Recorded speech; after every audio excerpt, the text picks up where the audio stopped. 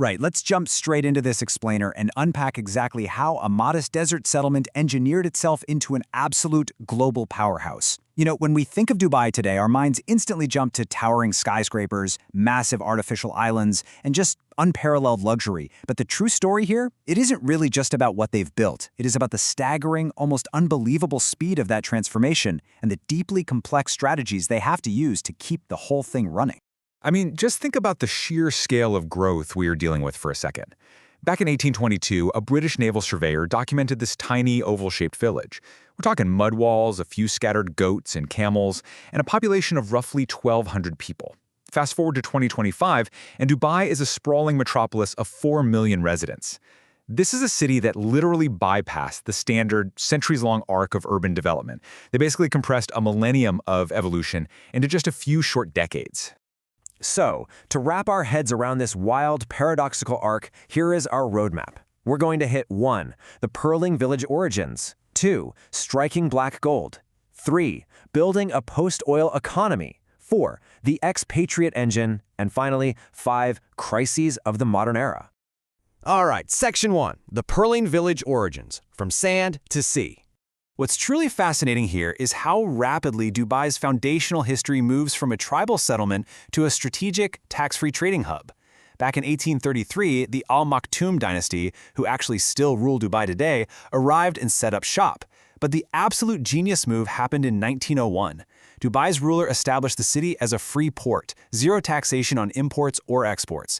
This single massive decision aggressively lured merchants away from neighboring regions, and it basically hard-coded Dubai's DNA as a global trading entrepot long before oil was ever even part of the equation. But we do have to remember, before the shiny skyscrapers, early Dubai was just mud walls and a heavy reliance on the pearling industry. They depended on collecting, selling, and trading pearls. And when that industry eventually collapsed, it was devastating. It plunged the region into a deep economic depression. People were living in poverty, many had to migrate just to survive. It was a very stark reminder of the harsh realities of the desert and, honestly, the sheer danger of relying on a single industry.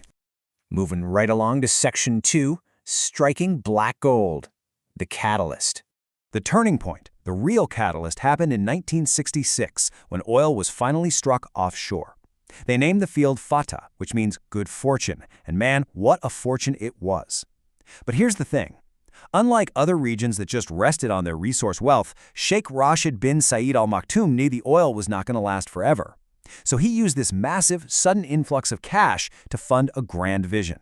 He immediately poured the money into monumental infrastructure projects, like Port Rashid, cementing the city's future as a logistical titan. This discovery set off an absolute chain reaction. Oil revenues sparked massive infrastructure growth, which, of course, required immense amounts of labor. That drew in foreign workers from across Asia and the Middle East, causing the city's population to absolutely explode, booming by over 300% between 1968 and 1975. And right in the middle of this chaotic growth, the British announced they were withdrawing their military from the region. This political vacuum forced the coastal Emirates to unite, ultimately leading to the formation of the United Arab Emirates in 1971, with Dubai standing as a central pillar. Which brings us to Section 3, Building a Post-Oil Economy, the diversification. Okay, get this. Despite its reputation in popular culture, did you know that oil actually contributed to less than 1% of Dubai's GDP by 2018? I mean, less than 1%. That is a phenomenal statistic. The city's leadership looked at their limited oil reserves and executed what is arguably one of the most successful economic diversification strategies in modern history. Instead of just hoping the oil wouldn't run out, Dubai engineered completely new engines of wealth. They heavily leveraged their geography to become a master of logistics and trade. A huge milestone was opening the Jebel Ali Free Zone in 1985, which allowed unrestricted import of labor and export of capital. They built up their aviation sector so much that Dubai International Airport is now the world's busiest for international passenger traffic, handling over 92 million passengers in 2024 alone. Add to that a massive push into financial services through the Dubai International Financial Center, and of course a booming, luxury-focused real estate market. The scale of this physical transformation is just staggering when you put it side by side. We are talking traditional palm front homes, known as barasti, in the 60s, compared to the absolute architectural marvels of the modern era. Not only did Dubai build the Burj Khalifa, literally the tallest building in the world, but in 2016 they opened the world's first fully functional 3D printed office building, and it took them just 17 days to construct. It's a real testament to a city that is utterly obsessed with pushing the boundaries of engineering and design. Section 4. The Expatriate Engine. The People. You know, you can't build all of that without a massive workforce, and the demographic reality of modern Dubai is almost hard to believe. A staggering 92% of Dubai's population are expatriates. Native Emiratis make up just around 8% of the residents. The city is fundamentally built, run, and maintained by a massive Asian diaspora. Indians make up roughly 51% of the population, followed by really significant Pakistani and Bangladeshi communities.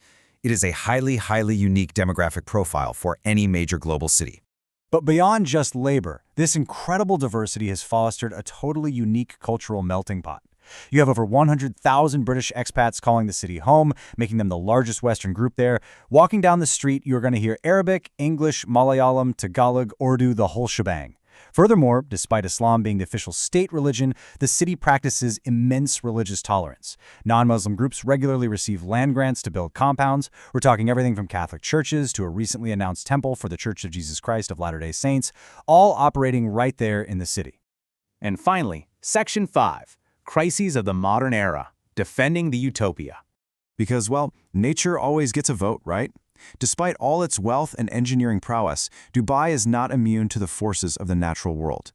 In April 2024, the city's infrastructure struggled massively with record-breaking rains and flooding. It became immediately and painfully apparent that a city built on dry sand had a severe lack of appropriate drainage systems to deal with the extreme weather events that are increasingly being driven by global climate change. Furthermore, Dubai is an international hub nestled in an incredibly volatile region, and its geography makes it highly susceptible to geopolitical fallout. In February 2026, the city was objectively impacted when regional conflicts spilled over.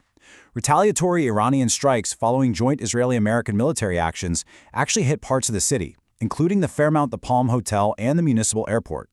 It really highlights the incredibly delicate balancing act Dubai has to perform as a safe haven in a heavily contested part of the world. And domestically, Dubai is facing a totally different kind of crisis, a severe housing squeeze. Following the 2022 invasion of Ukraine, a massive influx of Russian wealth flooded into the UAE. We are talking around $6.3 billion invested into Dubai properties by 2024 alone. This triggered a jaw-dropping 124% spike in property prices since 2020. The unintended consequence of all this? Many long-term established expats, like that large British community we mentioned earlier, are simply being priced out of the city and forced to relocate to neighboring, more affordable Emirates like Ras Al Khaimah. So, I want to leave you with this final thought to ponder. Having mastered rapid growth, executed a brilliant economic diversification strategy, and drawn literally the entire world to its sandy shores, can this city of extremes defend itself against the unpredictable forces of the 2020s? Between escalating climate threats, skyrocketing living costs, and the very literal spillover of regional conflicts, Dubai's next great engineering feat might not be a taller building at all.